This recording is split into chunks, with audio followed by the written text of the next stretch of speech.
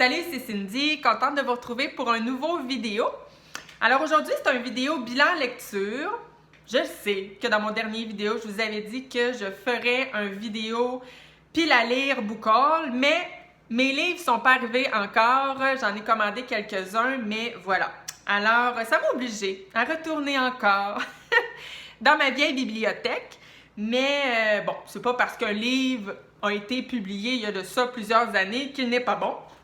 Alors, ben voilà. Alors, ça m'amène à vous présenter 3 livres qui ne sont pas très récents. Premièrement, j'ai lu Jusqu'au bout de la nuit de Dean Koontz. Il me semble que c'est cool comme nom. Dean Koontz. Bon, c'est un auteur que moi, je ne connaissais pas. Alors ici, l'histoire, c'est Christopher qui souffre d'une maladie, je ne me souviens plus du nom de la maladie, mais c'est une maladie de la peau qui l'oblige à vivre la nuit. Donc lui, le soleil, en fait, n'importe quelle lumière, c'est très grave pour sa peau, ce qui fait que il vit la nuit.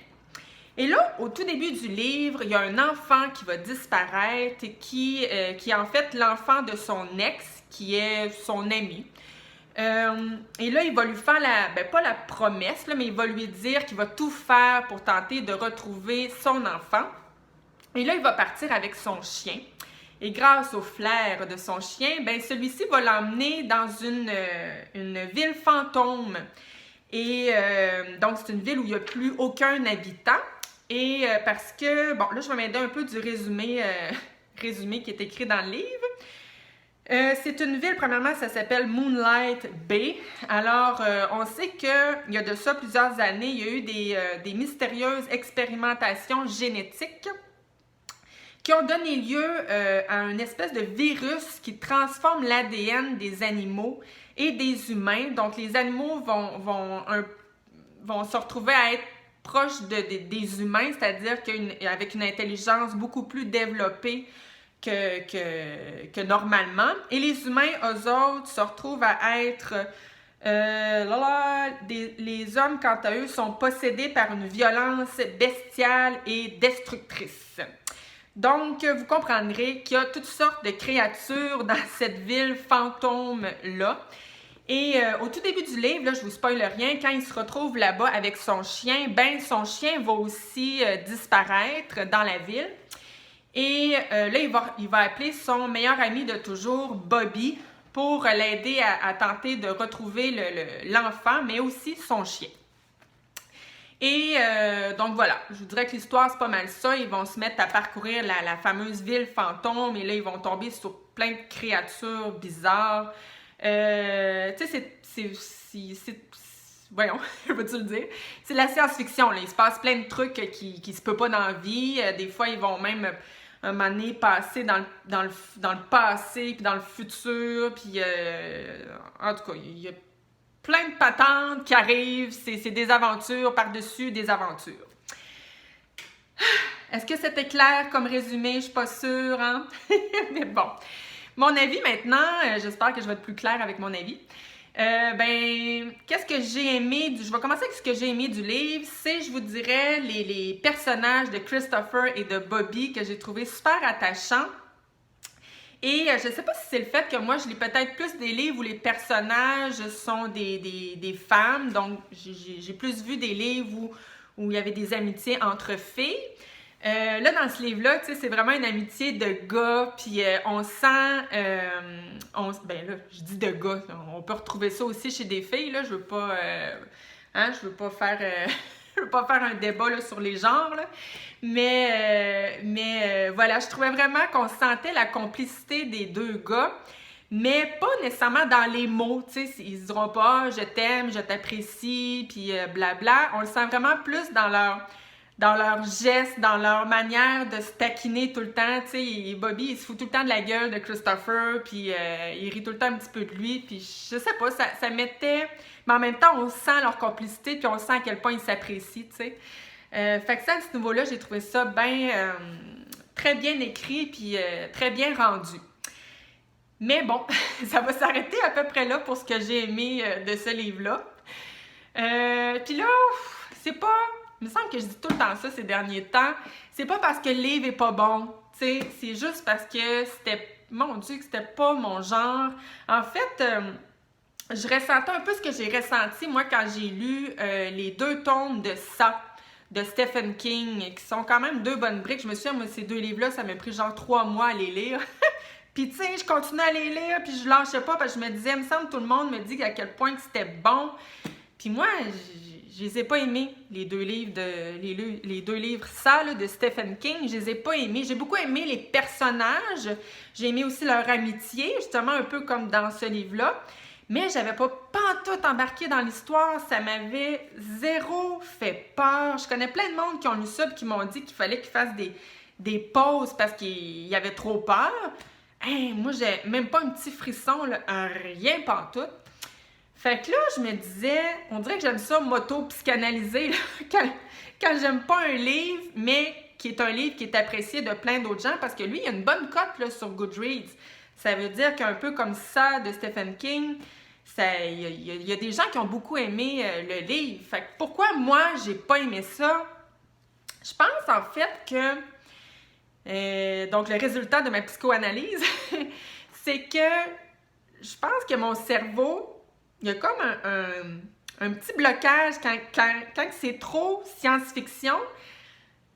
C'est comme si je suis pas capable de me l'imaginer, ce qui fait peut-être que je suis pas capable d'avoir peur parce que c'est pas assez, c'est peut-être pas réel dans ma tête, je sais pas trop, parce qu'en film, ça marche. J'ai peur, je suis captivée, ça me fait capoter. Fait qu'en film, je suis capable, mais on dirait que ça marche pas avec mon cerveau en livre. Donc, des livres qui reposent juste sur de l'action, je pense que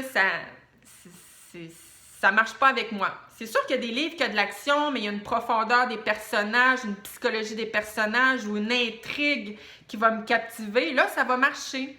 Mais quand c'est vraiment juste sur l'aventure, si on veut, puis sur les créatures bizarres, puis tout ça, là, moi, il y a un blocage, ça marche pas. Puis, faut dire aussi que c'était pas ce que je pensais. Moi, je pensais que l'intrigue du départ, là, le fait de rechercher l'enfant et le chien, je pensais que plus on allait avancer dans le livre et plus on allait en comprendre sur leur disparition et tout.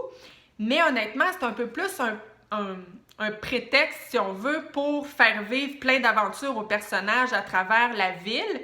Mais c'est pas tant pour avoir... Il n'y a pas le côté intrigue page-turner là, que tu peux plus attendre pour savoir ce qui s'est passé.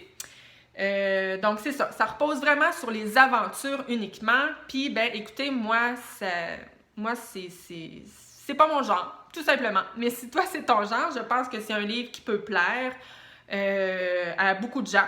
Donc, ça va s'arrêter là pour ma critique de Jusqu'au bout de la nuit de Dean Koontz. Maintenant, comme second livre, j'ai lu Rose à la rescousse de Isabelle Wolf. C'est quand même une grosse différence avec le Jusqu'au bout de la nuit parce que je suis passée d'un livre science-fiction / horreur à un roman feel-good, chick-lit même, je pense qu'on peut dire. Alors ici, l'histoire, c'est Rose. Rose, son métier, elle fait le courrier du cœur dans un journal. Donc, pour ceux qui ne connaissent pas vraiment le principe, c'est qu'elle reçoit des lettres de monsieur, madame, tout le monde qui lui confient leurs problèmes. Et donc, elle publie leurs lettres dans le journal avec ses conseils. Donc, c'est son métier. J'en parle parce que c'est quand même important dans le livre. Ensuite de ça, Rose est en processus de divorce. Donc, on n'est pas vraiment un super bon moment de sa vie, évidemment. Elle est en peine d'amour. Et donc là, elle va s'acheter une nouvelle maison, mais elle ne peut pas payer seule cette maison-là. Donc, elle va se prendre un colocataire, Théo. Et donc voilà, puis il va avoir, bien évidemment, il y a un petit peu de romance dans ce livre-là. Il va aussi avoir des petits mystères qu'on va résoudre au courant du livre, comme par exemple son adoption. On sait dès le départ dans le livre qu'elle est adoptée, mais que c'est quelque chose de douloureux pour elle. Elle ne veut pas en parler, donc on le sait qu'il y a quelque chose avec son adoption, mais on va n'en apprendre que plus tard dans le livre.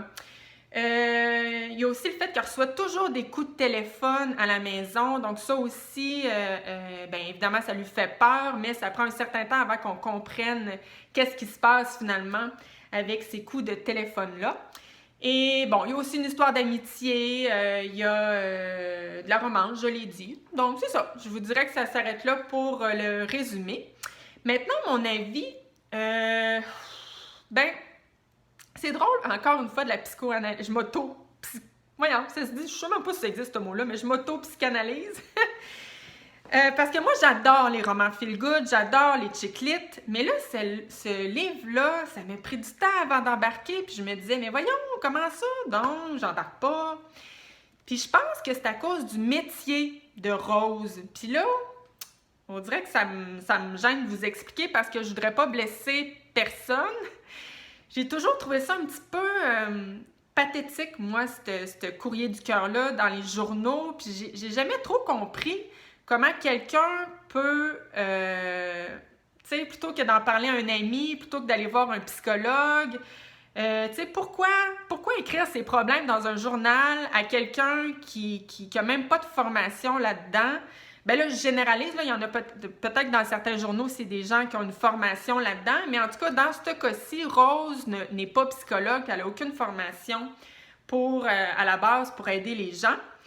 Mais tu sais, à la limite, si ça peut aider des gens, tant mieux, là, tu sais, mais le fait que j'embarquais pas puis que ça m'agaçait à ce point-là, c'est que Rose, dans le livre, elle en parle comme si elle change la vie des gens, tu sais, elle est quasiment le messie, là.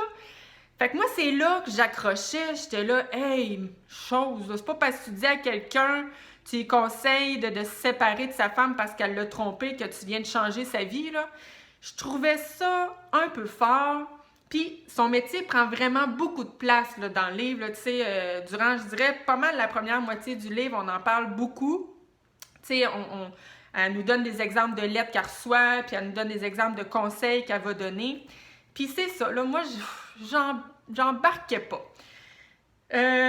Puis c'est aussi ce qui fait que je m'attachais pas au personnage. Puis moi, je pense que dans ce genre dans des feel-good chick-lit, faut aimer le personnage, ou à la limite, aimer le détester, tu sais. Mais faut qu'il y ait quelque chose avec les personnages, parce que c'est ça qui nous fait passer un peu par-dessus le fait que c'est léger, puis par-dessus le fait aussi que des fois, il y a des petites invraisemblances, puis... mais quand tu ne traites pas sur le personnage, là, il ne te reste plus grand-chose à quoi t'accrocher, tu sais. Par contre, vers la moitié du livre, je vous dirais que là, son métier prend beaucoup moins de place. Et là, j'ai commencé à embarquer.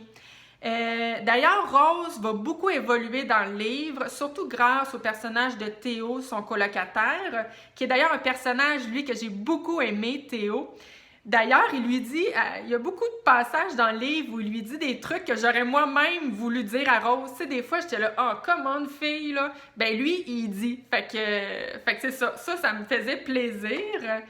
Il y a d'autres personnages aussi que j'ai aimés. Le personnage de Bev, qui est sa voisine d'en face, qui est une fille handicapée et qui a un chien qui est vraiment un personnage aussi dans le livre. C'est pas juste un chien, j'ai envie de dire, là. Parce que c'est un personnage qui aide Bev dans la vie quotidienne. Puis, donc, d'ailleurs, j'aurais aimé les voir un peu plus, ces personnages-là, dans le livre, parce que eux, je les ai trouvés très attachants. Voilà. Mais aussi, ce qui fait que j'ai embarqué dans l'histoire, justement, vers à peu près le milieu, on va embarquer un peu plus profondément dans son enfance, dans son adoption et finalement tout ce qui s'est passé. Là, c'est ça, je peux comme pas trop en dire parce que là, je révélerais plein de trucs. Mais ça, j'ai aimé ça. J'ai aussi aimé la romance dans le livre, tu sais, comme on retrouve souvent dans les livres de romance, c'est-à-dire que c'est très lent. Au début du livre, les personnages, à la limite, pas qu'ils s'aiment pas, mais ils s'apprécient pas nécessairement plus que ça non plus. Puis plus va avancer le livre et plus ils vont apprendre à se connaître. Puis là, c'est ça, c'est là... va naître l'amour, n'est-ce pas? C'est ça, je le sais, c'est du déjà vu, c'est ce qu'on retrouve souvent dans les romances. Mais moi, c'est mon petit plaisir coupable, j'adore ça. Donc voilà, c'est un livre que j'ai pas du tout détesté, mais qui a eu un départ, tu sais, ça a été long avant que j'embarque, ce qui fait que j'ai pas le choix de vous dire que j'ai déjà lu des meilleurs chick lit que ça. Mais quand même, faut dire que j'ai pas du tout détesté, là, j'ai passé un bon moment. Dernier livre que j'ai lu, qui est... au début du vidéo, je vous disais que c'est des livres qui ne sont pas du tout récents, mais celui-ci, pas si pire, je l'ai reçu, me semble, Noël 2018, si mon souvenir est bon, de mes beaux-parents. Discussion avec mes parents de François Morancy. Merci à ce livre parce que, écoutez, moi cette semaine, mes enfants, moi ma fille recommençait la garderie et mon fils recommençait l'école et comme je crois plusieurs parents dans mon cas, j'étais angoissée, j'étais stressée, j'étais pas bien, j'étais bien avec ma décision. Mais j'étais pas sûre, tu sais, c'est-à-dire que moi, je travaille, mon conjoint aussi, mes enfants, ils ont hâte de retrouver leur ami, leur vie normale, fait que tu sais, ça m'a emmené à prendre la décision de les retourner à l'école et à la garderie. Mais il y avait un autre côté de moi-même qui me disait « Oh mon Dieu, mais je suis une mauvaise mère, je les envoie, pas à l'abattoir, là, mais en tout cas, j'étais stressée. » Bon, puis, fait que là, dimanche soir, où j'étais pas mal dans mon pic d'angoisse, j'ai décidé de lire ce livre-là de François Morancy en me disant... en fait, je pouvais pas lire quelque chose qui me demandait trop de concentration. Fait que je me suis dit, un livre humoristique, me semble que ça peut marcher. Mais en même temps, j'étais pas sûre. Parce que je me disais, j'ai pas non plus le cœur à rire. Fait que ça va-tu marcher ou ça va pas marcher? Ben écoutez, moi, ça a marché complètement. Ça m'a même... C'est incroyable pour moi parce que c'est ça, je suis une grande angoissée dans la vie. Puis ça me fait oublier mes angoisses du moment. J'ai complètement embarqué dans son humour. Faut dire que c'est mon genre d'humour. Vraiment, là, il rit là-dedans de ses parents. Il rit de ses parents avec beaucoup de respect, avec beaucoup d'amour. Tu sais, c'est plus de la taquinerie, là, parce que l'humour... là, c'est bien personnel, là, mais rire des gens, si je sais, moi, que ça peut les blesser ou rendre quelqu'un triste, ça, c'est pas du tout mon genre d'humour, là. Je sais qu'il y a des débats à savoir, bon, liberté d'expression, mais moi, personnellement, de l'humour, quand rire de quelqu'un que ça peut le blesser, ben ça me fait pas rire, mais pas pantoute, mais bon, en tout cas, c'est ça, j'embarquerai pas là-dedans. Mais là, ici, dans ce cas-ci, oui, on rit de ses parents, mais c'est vraiment fait avec beaucoup de respect et de toute façon, comme je le disais, on sent tout le long du livre à quel point il aime ses parents. Fait que c'est pas... c'est ça, on sent pas du tout que ça a dû faire de la peine à ses parents. C'est ça, c'est un livre humoristique. Parce qu'en fait, François Morancy, dans l'introduction du livre, il nous dit « Moi, j'ai pas souvenir de chicane entre mes parents sur des sujets, là, tu sais, je les ai jamais vus se chicaner, mettons, sur notre éducation à nous, les enfants, ou sur des sujets qui peuvent peut-être traumatiser un enfant. Mais il nous dit qu'ils sont tout le temps en train de se chicaner sur des niaiseries, genre le chien de ma tante Ginette, le père, il pense qu'il est gris, puis la mère, elle pense qu'il est noir, puis là, il s'obstine là-dessus. » Donc, tu sais, le genre de chicane qui part d'un sujet un peu niaiseux. Fait que c'est toutes c'est ça, il nous raconte plein de petits... de conversations entre ses parents qui sont tout le temps des petites chicanes drôles, finalement, là. Et il y en a, là, que j'étais tellement crampée, là. Est-ce que j'ai été crampée tout le long? Non, là, tu sais, il y en a plein d'autres petites anecdotes, discussions que je souriais ou que je trouvais mignonne, cute, drôle, mais de là à dire que j'ai été crampée tout le long, pas vraiment, là. Mais il y en a quand même plusieurs où j'ai vraiment ri haut et fort. Je pense que ça nous fait tous penser à nos parents ou à nos grands-parents, tu sais, même si c'est pas nécessairement des anecdotes qui sont arrivés à nos parents ou grands-parents. Tu sais, on retrouve, je pense que tout le monde peut retrouver un petit peu de sa propre famille là-dedans. Puis c'est ça, puis c'est même un petit peu touchant par moment parce que c'est ça, je me répète, mais on sent vraiment toute l'affection qu'il y a pour ses parents. Maintenant, au niveau, tu sais, c'est un peu, bon, il faudrait que je vous montre comment c'est écrit, là. C'est vraiment des dialogues entre... est-ce qu'on... Non, je pense qu'on verra pas bien, là, mais c'est ça. C'est vraiment mère... Ah, ben ici, peut-être vous allez voir. Bon. Mère, père. Fait que, tu sais, voilà ce que dit la mère, ce que répond le père, et ainsi de suite. Donc, c'est ça, je sentais... On sent vraiment que c'est écrit par un humoriste. Donc, c'est vraiment un peu comme tu lis un livre de jokes, là, tu sais, c'est vraiment des punchs, c'est ça. Mais quand on est plus dans un aspect écriture, ben je le sentais que c'était pas nécessairement un auteur de métier. Puis là, je suis pas en train de dire, je pense qu'un humoriste peut être un très bon auteur, là, c'est pas ça. Mais là, on le sentait que c'était pas nécessairement, c'est ça, un auteur de métier. Parce que, c'est ça, c'est plus du punch, fait que c'est moins, mettons que c'est pas, il n'y a pas plein de fioritures autour, juste par exemple, quand on saute d'une histoire à l'autre, il y a une petite faiblesse dans les transitions, là, tu sais, fait que c'est ça, on sentait que c'était pas parfait au niveau de l'écriture, mais en même temps, c'est pas grave, parce que, tu sais, je pense que quand tu lis ce livre-là, c'est justement pour lire des anecdotes drôles. Faut que tu le lis pour son côté humoristique, vraiment. Puis à ce niveau-là, ben moi, j'ai trouvé que c'était complètement réussi. Peut-être que c'est pas le genre d'humour à tout le monde, là, ça, je le sais pas, mais moi, c'était vraiment mon genre d'humour, fait que j'ai adoré ce livre-là, puis j'ai terminé le livre, puis je me disais, j'en aurais voulu vraiment plus, donc j'espère qu'il va nous écrire un autre tome dans le même genre. Je sais qu'il y a une émission, une série télévisée qui a été faite à partir de ce concept-là. Donc, ça m'a donné le goût de la regarder. Peut-être que je vais visionner ça cet été si je suis capable d'aller la trouver. Je suis même pas sûre, ça a été c'est à Radio-Canada, je sais pas, je suis pas assez certaine, mais ça m'intéresse de la regarder. Donc, j'ai adoré ce livre-là. Voilà. Ça complète mon bilan lecture. Donc, je sais pas, dans une prochaine vidéo, est-ce que j'aurai reçu mes livres?